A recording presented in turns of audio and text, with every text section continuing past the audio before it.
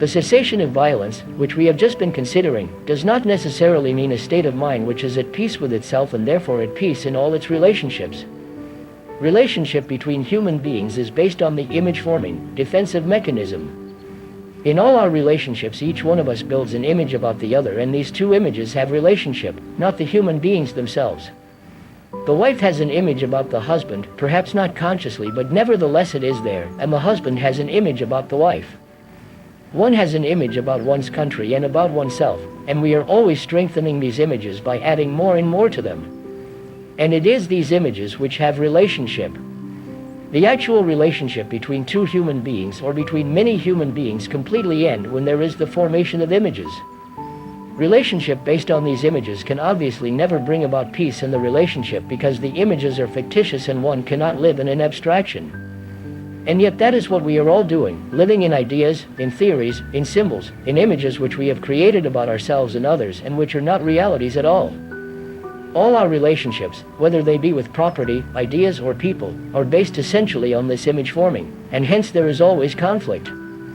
How is it possible then to be completely at peace within ourselves and in all our relationships with others?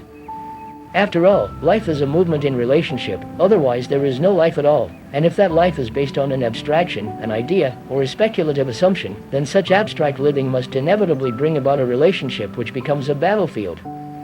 So is it at all possible for man to live a completely orderly inward life without any form of compulsion, imitation, suppression, or sublimation?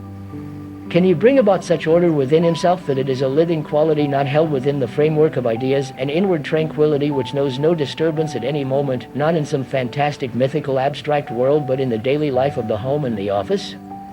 I think we should go into this question very carefully because there is not one spot in our consciousness untouched by conflict. In all our relationships, whether with the most intimate person or with a neighbor or with society, this conflict exists, conflict being contradiction, a state of division, separation, a duality. Observing ourselves and our relationships to society, we see that at all levels of our being there is conflict, minor or major conflict, which brings about very superficial responses or devastating results.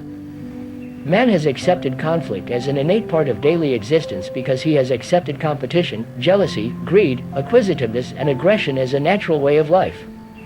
When we accept such a way of life, we accept the structure of society as it is and live within the pattern of respectability.